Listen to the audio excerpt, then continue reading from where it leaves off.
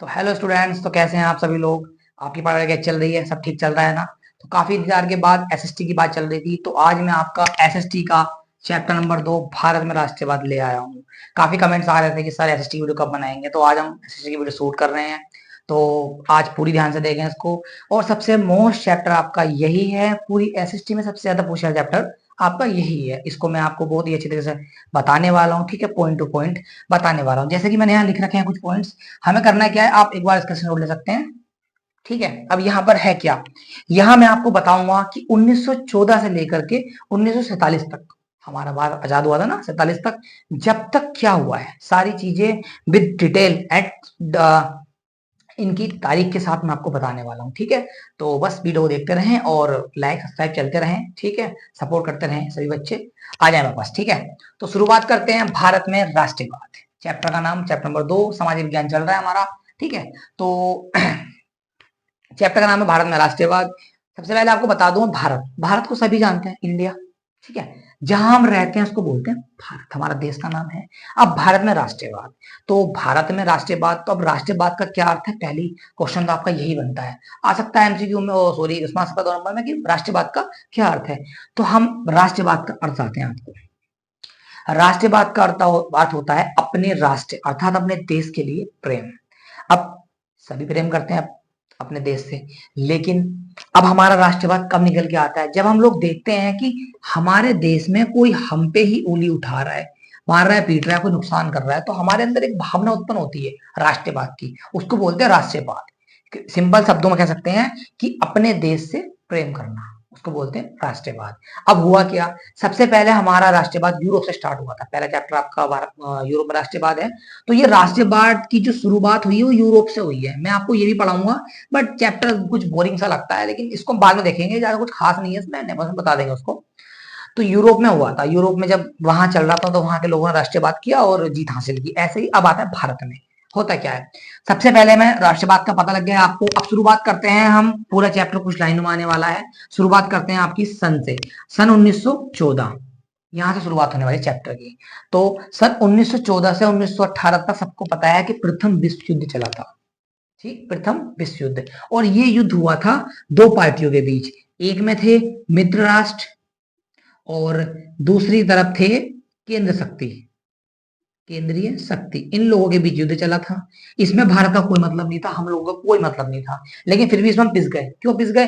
क्योंकि जिस टाइम पे युद्ध चल रहा था तो इधर केंद्र शक्तियों में ब्रिटेन था और ब्रिटेन ने हमें गुलाम कर रखा था, तो इसलिए इसमें हम इन्वॉल्व हो गए और हम लोग भी फंस गए थे, ठीक है। तो अब होता क्या है, तो ये युद्ध चल रहा था। अब इसके बाद हम लोग गुलाम तो काफी टाइम से थे, लेकिन यहाँ पर आकर के जब ब्रिटेन वालों ने जब युद्ध किया, तो युद्ध में इनको हानि हुई, पैसों की, गनों की। तो इन लोगों ने कहा कि भारत को लूटो, यहाँ से सोना चुराओ, गन खरीदो और युद्ध में यूज करो, और यहाँ का अनाज लेके जाओ, वहां खिलाओ। तो इन लोगों ने हमें खोखला करना शुरू कर दिया। अब हमारी जनता यहाँ ज्यादा परेशान हो गई। अब परेशान होने के बाद जनता ने क्या किया, अब जनता ने इनसे लड़ने का फैसला किया, लेकिन वही वाली बात है कि बिल्ली की गले में घंटी बांधेगा कौन। इसी प्रकार लड़ना सब चाहते थे, लेकिन सामने जाए कौन, कोई बंदा था नहीं ऐसा जो शिक्षित हो, ज्ञान वाला हो, जो लड़ सके, जो बिना डरे इनके साथ लड़ सके। तो अब आगमन होता है भारत में महात्मा गांधी का। कब आए थे? 1915 को। महात्मा गांधी की आप जानते हैं, जैसे कि आज 2 अक्टूबर है, आज गांधी जी का बर्थडे है, ठीक है, भाई का बर्थडे है आज। तो गांधी जी का बर्थडे है, तो बर्थडे तो मन गया है, हम थोड़ा वीडियो बना रहे हैं। टाइम हो रहा है 12 बजे रात के, कोई बात नहीं है, अपना चलता है ऐसे ही। तो 1915 में महात्मा गांधी जी भारत वापस आए। अब ये थे कहाँ, ये थे दक्षिण अफ्रीका, साउथ अफ्रीका, दक्षिण अफ्रीका। दक्षिण अफ्रीका गए हुए थे अपनी पढ़ाई पूरी करने के लिए, ठीक। वहां पढ़ाई कर रहे थे, पढ़ाई कर इन लोगों इन्होंने वहां पर देखा कि वहां के लोगों में काले और गोरे, काला और गोरे का भेद चल रहा था। भेद का मतलब होता है कि उनमें अंतर चल रहा था। तो अंग्रेज क्या करते थे, जो दक्षिण अफ्रीका में काले लोग होते हैं, तो काले वाले लोग को अलग बैठाते थे और गोरे वालों को अलग। हर चीज अलग थी, जहां काला खाएगा वहां गोरा नहीं। तो ये बात गांधी को बुरा लगा कि यार दक्षिण अफ्रीका कालों का देश है, ये गोरे वहां भी राज कर रहे हैं। तो गांधी जी ने इसके खिलाफ लड़ाई की और अपना आंदोलन करके उन लोगों को जीत दिलाई और वहां से काले गोरे का भेद मिटाया। और जो योग्य होगा उसको वहां पे जगह मिलेगी, ये गांधी जी ने वहां पे किया। ये सब करने के बाद गांधी जैसी 1915 को भारत वापस आए। आते के साथ गांधी जी के चर्चे हो रखे थे भारत में उस टाइम पे, क्योंकि वो इतना कुछ करके आए थे सब अफ्रीका में। तो भारत के लोगों ने देखा कि यार दूसरा बंदा, मतलब अपना बंदा दूसरी जगह जा करके इतना चर्चा कर रहा है वहां पे, तो अपने लिए बहुत कुछ कर सकता है। तो जनता गांधी जी के पास गई। अब सबसे पहले गांधी जी ने भारत में आने के बाद अपना जो कर्तव्य दिखाया, अपना जो जादू दिखाया, वो दिखाया 1917 में। वो दिखाया बिहार, बिहार के चंपारण में। तो हुआ क्या, ये बिहार में जो एक बिहार राज्य, पता ही है आपको, उत्तर पास में ही है। तो बिहार में एक जगह है चंपारण। तो वहां का एक केस है। वहां क्या था, जो किसान थे वहां के, उन लोगों से अंग्रेज जबरदस्ती खेती कराते थे नील की। अब आप कहेंगे नील क्या होता है, तो नील, नील होता है अफीम। जानते होंगे ना अफीम, जैसे कि चरस, गांजा, स्मैक, अफीम, ड्रग्स। तो ये अफीम होता है। तो अंग्रेजों को पता था कि अफीम बहुत महंगा बिकता है और अफीम भारत में अच्छा होता था। तो अंग्रेजों ने यहाँ के किसानों से कहा कि आप कुछ भी करें, कोई फसल उगाएं, लेकिन आपको अपने खेत में प्रत्येक किसान को 15% हिस्से पर अफीम उगानी होगी, नील की खेती करनी होगी। पूरे खेत में आप कुछ भी बोएं, लेकिन 15% हिस्से में आपको नील की खेती करनी पड़ेगी। और उस नील की खेती को करेंगे आप, लेकिन काटेंगे हम, उसका पैसा लेंगे हम। अब किसान वहां मजबूर थे, वो कर रहे थे, लेकिन उनको इससे नुकसान था। नुकसान क्या था, जब आपको पता है कि कोई जहरीला पदार्थ आपके खाने के पदार्थ के पास उगेगा, तो कुछ तो उसमें लक्षण उसके आएंगे। तो आपके गेहूं अनाज में उसके लक्षण आते थे, उससे दिक्कत होती थी, कुछ अनाज खराब हो जाता था। तो किसान वैसे ही परेशान थे। तो वैसे तो पैसे वैसे नहीं होते थे, थोड़ा अनाज होता था उसमें वो कर लगाते थे। एक तो वो कर ले रहे हैं, आधा अनाज ले रहे हैं, पैसा ले रहे हैं, अफीम करा रहे हैं। तो किसान काफी परेशान थे, अपना पेट नहीं भर पा रहे थे। अब वो बेच करके पैसा कमाए भारत के लिए, अपने दोस्त अपने घर के लिए कहाँ से लेके आए। तो किसान परेशान थे, कर कुछ सकते नहीं थे। तो किसान पहुंचे सीधा गांधी जी के पास। गांधी जी के पास जाने के बाद, गांधी जी के नाम बड़ा लिख लेते हैं क्योंकि यहाँ सारा काम गांधी जी करने वाले हैं। आजादी तो खैर कई लोगों ने दिलाई है, लेकिन गांधी जी इसमें मोस्ट पड़े हुए हैं, तो इन पर ध्यान देना पड़ेगा। वैसे ही बर्थडे है इनका आज, तो थोड़ा ध्यान रखें इनका। हैप्पी बर्थडे विश कर दें सब इनको, मैंने तो कर दिया है। चलो, तो जैसे ही आगे किसान के पास पहुंचे, किसान ने जाकर इनसे कहा कि गांधी जी से कि हमने सुना है कि आपने विदेश में जाकर के ऐसा ऐसा किया है, तो आप अपने भारत के लिए भी करें। तो गांधी जी ने कहा कि मैं आपके लिए लड़ने के लिए तैयार हूं, पर मेरी कुछ शर्तें हैं। गांधी जी की सबसे पहली शर्त थी अहिंसा। उन्होंने कहा अहिंसा परमो धर्म, कि अहिंसा सबसे पहला धर्म होगा। यानी कि जहां अगर आप अहिंसा में रहोगे तो मैं आपके साथ रहूंगा। और दूसरा, पहला था अहिंसा, मेन आपका अहिंसा ही था, अगर अहिंसा में रहो मैं आपके साथ हूँ। अगर आपने कहीं भी हिंसा की, मैं पीछे हट जाऊंगा और आपकी लड़ाई नहीं करूंगा। तो इन लोगों ने कह दिया कि ठीक है, हम आपकी बात मानेंगे और अक्सर चलते हैं। तो गांधी जी पहुंचे बिहार के चंपारण में, और वहां की ब्रिटिश सरकार ने अंग्रेजों से, गोरों से जाकर के बात की कि आप लोग ये गलत कर रहे हैं, अगर आपको नील की खेती करनी है तो आप परमानेंट अपना खेत ले, वहां पे कर लें, सब जगह तो ना कराएं। तो वहां उन्होंने मना किया, लेकिन गांधी जी वकील भी थे, लो जानते थे, कानून जानते थे। तो गांधी जी ने अपने कानून, अपनी पढ़ाई, शिक्षा को आगे रख करके उनसे जीत हासिल की, इनके लिए आंदोलन शुरू किया, और आंदोलन में इन्होंने जीत की, और इनका ये सब केस सिमटा दिया। अब किसान वहां से खुश हुए, गांधी ने उनका काम कर दिया है। अब ये बात पता चली गुजरात के किसानों को, ठीक है। तो गुजरात के किसान भी परेशान थे। अब क्यों परेशान थे, गुजरात में क्या था, गुजरात में किसानों पे अधिक कर लगता था। कर यानी कि कर्जा, उन पे बहुत ज्यादा कर्जा लगाते थे किसान, वहां के वो वहां के ब्रिटिश, सॉरी, तो ब्रिटिश उनसे ज्यादा कर्ज, जैसे कि मान लो उनके खेत में 4 बोरी अनाज आया, तो कम से कम 2 बोरी लेते थे। अब 2 बस्ती थी, अब 2 में से उसको खाना भी है, बेचना भी है, तो वो परेशान था, वो फ्री में 2 ले आते थे। तो किसानों ने कहा कि आप कर तो हमसे लें, बट कम तो लें, लेकिन ज्यादा ले रहे थे। तो अब किसान यहाँ के परेशान थे, ये गांधी के पास पहुंचे, इन्होंने जाकर कंप्लेन की कि ऐसा तो बात चल रही है, हमारे लिए आप लड़ने आओ। तो गांधी जी फिर पहुंचे गुजरात, गुजरात का दौरा करने गए। वहां पर एक खेड़ा नामक स्थान है, खेड़ा गुजरात में है। वहां पर जाकर किसानों के साथ खड़े हुए और उनसे बात की कि आप इतना कर ना लगाएं, इनसे केवल अनाज लें, बट इन पर कर्जा ना लगाएं। लेकिन वहां पर कुछ थोड़ा सा दंगा होने के बाद आखिरकार लास्ट में बात मान ली गई, और यहाँ के किसानों को भी छोड़ दिया गया कि चल ठीक है, अब आप खेती करें, कर नहीं लगाया जाएगा। उसके बाद अब आगे बढ़ते बढ़ते गांधी जी ने 2 जीत हासिल कर ली। अब गांधी जी के चर्चे चल रहे हैं भाई। अब गांधी जी की तीसरी जीत देखते हैं क्या होता है। अब इधर अहमदाबाद है, अहमदाबाद भी आप जानते हैं ना। तो अहमदाबाद के जो मजदूर थे ना, जो फैक्ट्री में काम, मजदूर कहते हैं उनको, तो वहां के मजदूरों में क्या था, एक बीमारी, जब प्रथम विश्व युद्ध चल रहा था तो एक फ्लू नाम की बीमारी फैल गई थी। फ्लू, जैसे अभी कोरोना चला था अपना, तो कोरोना से फैल रहा था, फ्लू नाम की बीमारी फैल गई थी उस टाइम पर। अब जब फ्लू बीमारी फैल गई थी, तो वहां के मिलों वालों ने, जो मालिक थे, उन्होंने सोचा कि यार इनको निकाल दिया काम से। तो वहां के मजदूरों को काम से निकाल दिया गया बिना वजह। और निकालने के बाद उनको कोई पैसा नहीं दिया गया। और जो किसान वहां, जो मजदूर वहां बच गए थे, उन मजदूरों से 2 दिन काम लेते थे, पैसा 1 दिन का देते थे, ओवर टाइम कराते थे, अनाधुन काम कराते थे। और अगर किसी के चोट लग गई तो उसको बाहर निकाल देते थे, तो उसको ना तो पैसे देते थे ना इलाज कराते थे। तो किसानों को ये गलत लगा कि यार हमारा तो चोट लगी तो कराना चाहिए, परिवार कौन पालेगा। तो इन्होंने, अहमदाबाद वालों ने बुलाया गांधी जी को, तो गांधी जी अहमदाबाद का दौरा करने गए और वहां पर मजदूरों मिल में जाकर लड़े। और फैक्ट्री मालिकों से लड़ने के बाद इनको जीत हासिल दिलाई और इनको अधिकार मिल गया कि सब लोग काम करेंगे, काम के बाद कोई दिक्कत आती है तो हमें साथ रहेगा, नहीं ब्रिटिश सरकार साथ देगी उनका और उनका सहारा लगाएगी परिवार को। यहाँ भी गांधी जी की, अब गांधी जी ने 3 जीत हासिल कर ली। अब ये 3 जीत हासिल करने के बाद गांधी जी बन चुके हैं हीरो। लेकिन ये बात ब्रिटिश को अच्छी नहीं लगी, वो लगेगी भी नहीं है, वो इतने टाइम से राज कर रही थी। अब अचानक से कोई बंदा बाहर से आता है और एकदम से 3 जीत ले लेता है उन लोगों से। अब ब्रिटिश सरकार की खोपड़ी घूमी, उनको लगा दिक्कत। तो ब्रिटिश सरकार ने सोचा कि इनको रोकने के लिए कुछ करना पड़ेगा, तो उन्होंने बनाया रॉयल्ट एक्ट। ठीक है, तो अब ब्रिटिश सरकार लेके आई ये कानून, रॉयल्ट एक्ट। ठीक है, अब इस कानून में था क्या, इसके बारे में आप विस्तार समझेंगे, ये आपके लिए मोस्ट टॉपिक है। इस पे मोस्ट लगा दें, एम, मोस्ट की घात 100 लगा दें, इस पे घात लगाते रहे मोस्ट की, 101 घात भी लगने वाली है क्योंकि काफी मोस्ट होते हैं। ठीक है, तो रॉयल एक्ट लेकर के आए। अब रॉयल एक्ट में था क्या, इसको विस्तार समझते हैं। इतना आपको समझ में आ गया होगा आई होप, और नहीं आया हो तो कमेंट सेक्शन में बता देंगे, वहां पता चल जाएगा आपको। इसके नोट्स अगर चाहिए हो तो मुझे आप कमेंट कर दें, और व्हाट्सएप नंबर पे बताया ना आपको, मैं हाय हेलो जो भेजना है भेज दें, जो आपका मन करे, हाय हेलो बाबू सोनल भेजना, वहां कर दिया जाएगा। ठीक है, उसके बाद रोल्ड एक्ट का बात करते हैं। अब इन्होंने एक कानून बनाया, रोल्ड एक्ट था क्या। रोल्ड एक्ट को अंग्रेजों ने बनाया था, ब्रिटिश सरकार ने। अब इसके अध्यक्ष कौन थे, इसके अध्यक्ष थे सर सिडनी रोयल्ट। हाँ, तो हम थे रोल्ड एक्ट पर। ठीक है, तो होता क्या है, जब ये लोग परेशान हो जाते हैं कि गांधी जी अगर ऐसे चलता रहा तो गांधी जी कुछ दिनों बाद तो सब कुछ खराब कर देंगे और हम सब ले लेंगे। तो इसके बाद ब्रिटेन ने बनाया रोयल्ट एक्ट। इसके जो अध्यक्ष थे वो थे सर सिडनी रोयल्ट। ठीक है, अब इनके नाम क्या है, रोयल्ट इनका सरनेम है, इसी से रोयल्ट एक्ट बनाया गया। इसके अंतर्गत क्या था, इन्होंने कहा था इसके अंदर ये आएगा कि रोयल्ट एक्ट में ये था कि किसी भी भारतीय को अगर वो कहीं पर जुलूस निकालता है, अंग्रेजों को कुछ भी कहता है, अगर उनको घूर के भी देखता है तो बिना जुर्म के, बिना मुकदमे के उसको उठा करके जेल में डाल देंगे। उसको 3 साल की जेल भी करा सकते हैं और फाइन भी लगेगा, बस बिना किसी जुर्म के।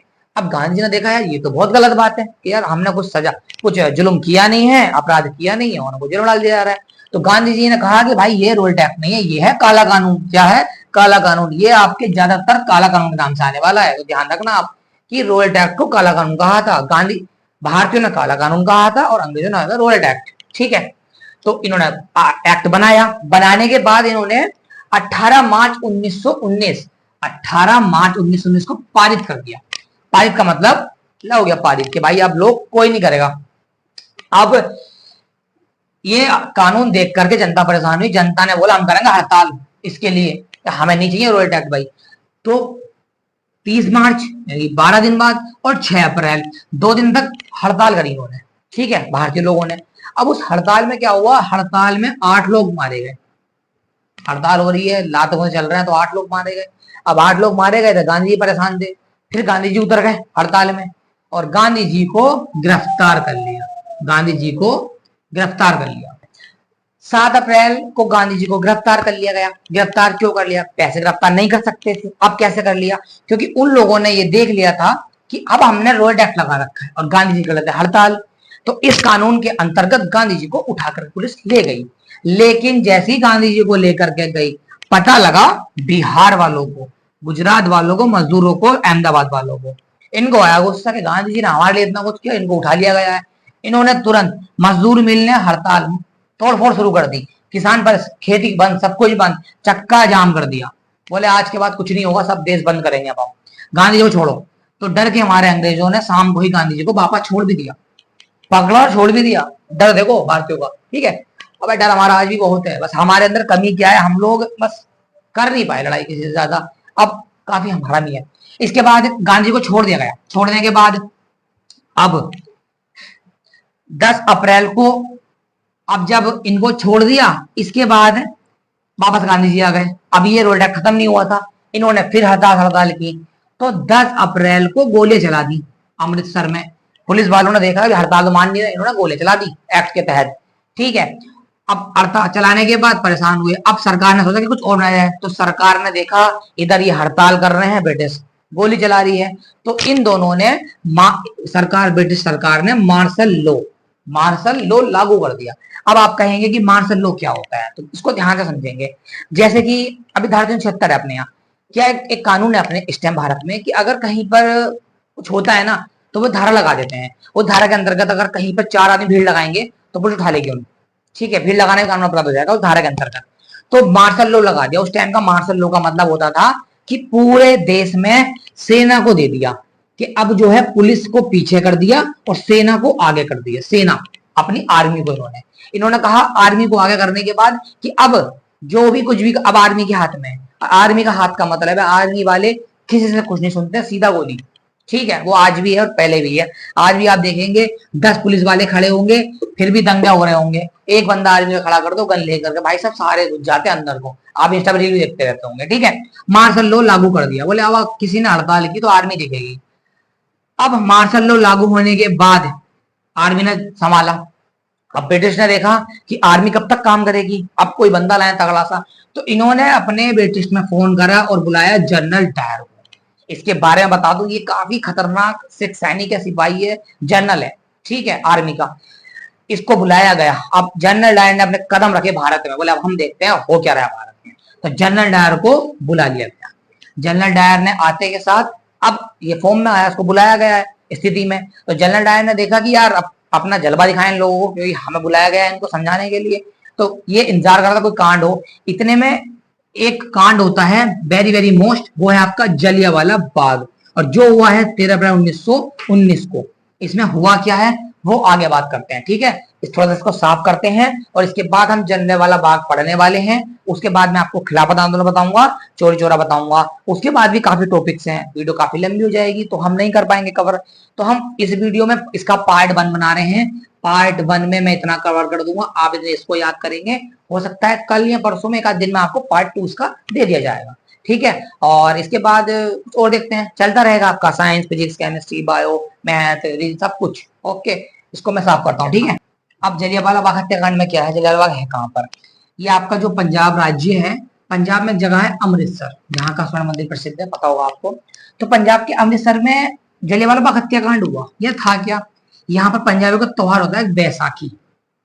तो बैसाखी का मेला लगा रखा था लोगों ने, कहां पर? जलियांवाला बाग में, ठीक है। उस मेले में काफी भीड़ थी, बच्चे बूढ़े सभी लोग वहां पर मेला देख रहे थे। अब यहाँ पर चल रहे थे आंदोलन। तो आंदोलनकार सोचा कि यार हम लोगों को बताना है सबको कि हम आंदोलन कर रहे हैं, आप हमारे साथ आए ताकि हम लोग जीत हासिल कर जाए। तो अब इन्होंने देखा कि भीड़ वाली जगह कहाँ होगी, सबसे ज्यादा भीड़ मेले में होती है। तो ये सब आंदोलनकारी जलियांवाला बाग में मेले में पहुंच गए, वहां पर आंदोलन करने, ठीक है। अब वहां आंदोलन कर रहे थे शांतिपूर्ण।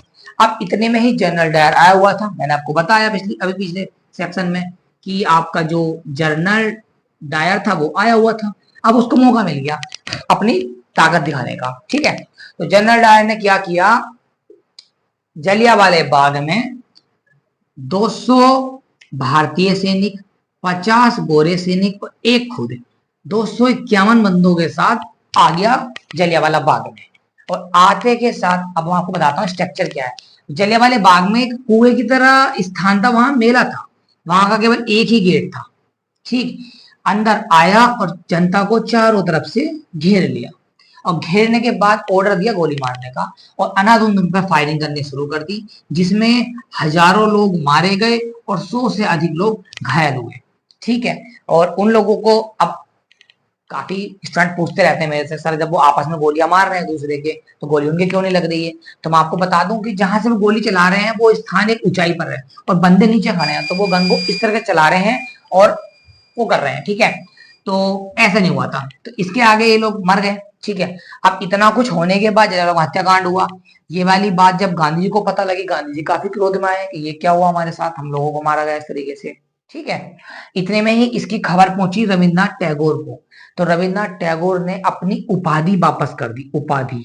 ये आपके एमसीक्यू में आता है कि जलियांवाले बाग हत्याकांड के बाद रविन्द्रनाथ टैगोर ने अपनी कौन सी उपाधि वापस कर दी? उस उपाधि का नाम है knighthood, knighthood, NIGHT, night H बोलो डी हुड, नाइटहुड की उपाधि वापस कर दी, ठीक है। और चैप्टर में तो नहीं है बट हमारे दिल में है। सरदार भगत सिंह के बारे में बता दूं मैं आपको। सरदार भगत सिंह इस टाइम 12 वर्ष की उम्र में थे। जब उन्होंने देखा जलियांवाला बाग तो वो अपने स्कूल से ही पैदल 12 मील चले और जलियांवाला स्थान पर पहुंचे और वहां पर जाकर के देखा सब लोग मरे हुए थे। उन्हें काफी दुख हुआ उनके उनकी डेड बॉडी को देख करके। कभी भगत सिंह ने खून से सनी मिट्टी को बोतल में भरा और घर ले आए और कसम खाई कि आज के बाद क्रांति प्यार से नहीं होगी, गांधी जी के रास्ते पे नहीं चलना है, मुझे अपने रास्ते पे चलना है और खून का बदला खून और मैं अंग्रेजों का खून बहा करके देश में आजादी लेकर के आऊंगा। ये बात मैं आपको किसी और दिन, इसका टॉपिक गांधी जब भगत सिंह का आएगा तो बता दिया जाएगा। फिलहाल में टॉपिक पर आते हैं। तो वापस कर दी गई। ठीक है, तो ये जलियांवाला बाग हत्याकांड में ये सब हुआ था, मैंने आपको बता दिया है। ठीक है, अब इस घटना के बाद गांधी जी ने देखा कि यार इन लोगों ने हमको मारा, अब हम लोग पिट भी गए हैं, अब इसमें हमारी कमी क्या है। तो गांधी जी ने देखा कि हमें कमी है। वो कमी क्या थी कि हिंदू मुस्लिम अलग अलग थे। तो गांधी जी ने इसके बाद 1920 में खिलाफत आंदोलन चलाया। खिलाफत आंदोलन, अब खिलाफत आंदोलन में क्या है, खिलाफत आंदोलन के अंतर्गत क्या था, हिंदू मुस्लिम को एक करना, हिंदू और मुस्लिम भाइयों को एक करना और इनसे कहना है कि अब हम एक होकर के लड़ाई करेंगे ताकि हम जीत पाए। ठीक है, अब ये लोग पहले क्यों नहीं हुए, आप कहेंगे कि सर पहले क्यों नहीं करा, अब क्यों एक क्यों करा। तो जहां यह युद्ध चल रहा है आपको पता है, युद्ध के दौरान मुस्लिमों का एक नेता था खलीफा। खलीफा मारा गया युद्ध में, विश्व युद्ध में। खलीफा के मरने के बाद इन्होंने देखा कि अंग्रेजों ने हमारे बंदे को मार दिया, मरवा दिया और खुद भाग आए। तो इन्हें गुस्सा आया और ये अंग्रेजों के खिलाफ हो गए। अब ये अंग्रेजों के दुश्मन बन गए, उधर हम दुश्मन थे ही, तो आपस में मिलकर के हम सभी दुश्मन बन गए अंग्रेजों के। और खिलाफत आंदोलन के अंतर्गत मोहम्मद अली और शौकत अली ने गांधी से कहा कि ठीक है हम आपके साथ हैं और अब हम मिलकर के खिलाफत आंदोलन चलाएंगे। और इन्होंने खिलाफत आंदोलन की शुरुआत की और चलाना शुरू कर दिया। फिर गांधी जी ने कहा कि खिलाफत आंदोलन हम चलाएंगे असहयोग आंदोलन। कौन सा, असहयोग आंदोलन। तो मैं बता दूं आपको, असहयोग आंदोलन का मतलब होता है, देखो असहयोग, सहयोग का मतलब साथ देना, असहयोग का साथ ना देना। यानी कि इसमें कहा था गांधी जी ने कि हम अंग्रेजों का साथ नहीं देंगे। ठीक है, अगर किसी को अपने दिल से निकालना होता है तो सबसे पहले उसको अपने फोन से रिलेट करें, उसकी यादें रिलेट करें और वो खुद डिलीट हो जाता है। तो ऐसे ही गांधी जी ने कहा कि अंग्रेजों को अगर देश से निकालना है तो इनकी चीजों को डिलीट करना होगा। तो अंग्रेजों ने कहा, गांधी जी ने साफ साफ कह दिया कि अंग्रेजों की बनी हुई चीजों का बहिष्कार करो। बहिष्कार मतलब ठुकरा दो, मना कर दो। ना इनकी किताबें चाहिए, ना इनके कपड़े, ना इनका खाना, ना इनकी चाय, कुछ नहीं चाहिए इनका। हम केवल स्वदेशी यानी कि अपने देश में बनी चीजों का ही यूज करेंगे, गांधी जी ने कहा। अब ये बात कहते ही हिंदू मुस्लिम सब एक थे, सब लोगों पर अच्छा प्रभाव पड़ा, सब लोगों ने इनका साथ दिया और इनकी सूती वस्त्र पहने शुरू करे, इनके कपड़े वापस कर दिए, इनके स्कूलों में पढ़ना बंद कर दिया, वकालत करनी बंद कर दी। शहरों में लोगों ने गांधी जी का साथ दिया इस आंदोलन में। शहर वालों ने क्या किया, वकालत बंद कर दी, पढ़ाना बंद कर दिया, बच्चों ने जाना बंद कर दिया, सारे काम बंद कर दिए, फैक्ट्रियां बंद करवा दी। और गांव वालों ने क्या किया, ग्रामीण के लोगों ने भी अपना आंदोलन किया। किसानों ने खेती बंद कर दी, बोले लो खाओ अनाज, सब कुछ बंद कर दिया। ऐसे आंदोलन में गांधी का भरपूर साथ दिया और ये हमारा इस पे प्रभाव भी पड़ा था। ठीक है, इसके बाद आपका ऐसे आंदोलन हो गया, खिलाफत हो गया।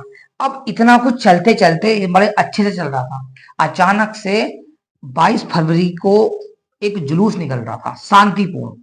कहाँ निकल रहा था, चोरी चोरा नामक स्थान है, ये आपकी गोरखपुर जिले में है, उत्तर प्रदेश राज्य, जहां के हमारे योगी बाबा हैं। ठीक है, तो उत्तर प्रदेश अपना यूपी से प्रधान जानते हो अच्छी तरीके से। तो अपने यूपी में एक जिला है गोरखपुर, गोरखपुर में एक स्थान है चोरी चोरा, वहां पर एक थाना था, पुलिस थाना। तो क्या हुआ था, अपने भारतीय वहां पे जुलूस निकाल रहे थे, रैली निकाल रहे थे। ठीक है, अब हमारा चल रहा है चोरी चोरा कांड, हमारे जलियांवाला बाग हो चुका है, मोस्ट टॉपी का ध्यान से याद कर लेना। और असहयोग आंदोलन भी आपके लिए ठीक है, खिलाफत में तो बता दिया मैंने। असहयोग में था बस्तों को ठुकराना, खिलाफत में था हिंदू मुस्लिम को एक करना, जलियांवाला बाग में आपको मृत्यु कर दी थी, इनको मार डाला था बेवजह। ठीक है, अब आया हमारा चोरी चोरा कांड। अब इसमें हुआ क्या, जब ये जुलूस निकाल रहे थे तो पुलिस वालों ने इनसे कहा, भारतीयों से, कि यहां से जुलूस मत निकालो, यहां से निकलो। भारतीय माने नहीं, चाह रहे थे। अब इतने में अंग्रेजों ने उन पर गोली चला दी। अब अंग्रेज थे बेचारे, थाने में थे मुश्किल से 23 लोग। ठीक है, और यहाँ थे हजारों लोग। अब इन्होंने देखा कि यार जरा जरा से हम तो पावर में हैं, तो इन्होंने क्या किया, पुलिस वालों ने गोली चलाई, तो इनको मारने के लिए दौड़े। तो पुलिस वाले अंदर पुलिस चौकी में भागे और पुलिस चौकी में जाने के बाद उसको लॉक कर लिया। तो इन्होंने सोचा कि मार पाएंगे, इन्होंने थाने को आग लगा दी। तो क्रांतिकारियों ने थाने को आग लगा दी, जिसमें 23 पुलिसकर्मी जलकर मर गए। और जैसे ही 23 पुलिसकर्मी मरे, उसमें कुछ भारतीय भी थे, कुछ ब्रिटिश भी थे। ये बात पता लगी गांधी जी को, और गांधी जी ने पहले ही दिन जब आए थे तो एक शर्त रखी थी। क्या शर्त थी वो आप बताइए मुझे। वो शर्त क्या थी? याद नहीं आ रही? आ गई होगी। वो शर्त थी अहिंसा। जब तक अहिंसा में रहोगे हम आपके साथ रहेंगे, अगर हिंसा में आए तो हम साथ छोड़ देंगे। गांधी जी ने देखा कि इन्होंने बेवजह 23 लोगों को मारा है। गांधी जी ने गुस्से में आकर के अपना असहयोग आंदोलन वापस ले लिया, खिलाफत आंदोलन वापस ले लिया, और कहा आपका जो मन करे वो करें, मैं आपके साथ नहीं हूँ, लड़े मरे कुछ भी करें। ये बात, अब थोड़ा टॉपिक से हट जाते हैं, आते भगत सिंह पर। ये बात जब भगत सिंह को पता लगी, भगत सिंह बहुत रोए कि गांधी जी जरा सी बातों पर अमर वापस ले लेते हैं। और गांधी जी ने उस दिन से कह दिया था कि अब गांधी जी की बात नहीं माननी, अब अपने पे चलना है। ठीक है, तो कुछ घटनाएं भगत सिंह के जीवन में ऐसी आई थी जो उन्होंने ये रास्ता अपनाया था, बंदूक का, गोलीबारी का। ठीक है, वापस टॉपिक पर आते हुए कहते हैं आंदोलन वापस ले लिया। आंदोलन वापस लेने के बाद सब कुछ शांत हो गया। ठीक है, और इधर जनता परेशान, अब करें तो करें क्या। ठीक है, तो इसके बाद मैं आपको बता दूं कि ये आपका पार्ट 1 चल रहा है। तो पार्ट 1 में हम चोरी चोरा तक ही पढ़ रहे हैं। अब हम मिलेंगे आपको पार्ट 2। ठीक है, आपका चैप्टर नंबर आपका सामाजिक विज्ञान का चैप्टर नंबर 2 चल रहा है, भारत में राष्ट्रीयवाद, जिसका पार्ट 1 में मैंने आपको बता दिया 1922 चोरी चोरा कांड तक। इसके बाद हम आगे मिलेंगे अगले पार्ट में। आप इतना फिलहाल याद करें, इसके नोट्स आपको मिल जाएंगे, और कुछ दिक्कत हो तो आप मुझे बता सकते हैं इसमें। ठीक है, और बाकी सब लोग सब्सक्राइब चैनल को। चैनल का नाम आपको सबको पता ही है, JTH वाला। अगर आपको नहीं पता हो तो मैं बता दूं, JTH का मतलब होता है जीरो टू हीरो। तो जीरो टू हीरो का मतलब है कि जो लोग बिल्कुल बेकार है, जिनके पेपर आ रहे हैं, इनको लग रहा है कि हम नहीं कर पाएंगे, जीरो है, बस उनको हीरो बनाना है। उन्हीं के लिए ये शुरू करा गया है। ठीक है, तो बस आप लोगों का प्यार चाहिए, लाइक सब्सक्राइब एंड शेयर चाहिए। वीडियो को पूरा देखना है, स्किप नहीं करना है, क्योंकि अगर आपने स्किप किया तो आप टॉपिक भूल जाएंगे, पॉइंट छूट जाए। जैसे कि ये आपका नाइटहुड का काफी मोस्ट है हेडिंग के लिए। ठीक है, चलिए, मतलब आपके लिए काफी मोस्ट है, आप ध्यान दें इस पे। तो इस वीडियो का मैं यहीं पर अंत करता हूँ। अब मिलते हैं आपको नेक्स्ट वीडियो में, बहुत जल्द, हो सकता है कल या परसों तरसों में मिल जाएगी आपको, या दिन का दिन मिल जाएगी। और पार्ट 1 में देखें। ठीक है, और अपना ख्याल रखें, अपना पढ़ते रहें, आपके पेपर एग्जाम पास आ रहे हैं। तो बाकी मिलते हैं सभी को। ठीक है, जय श्री राम।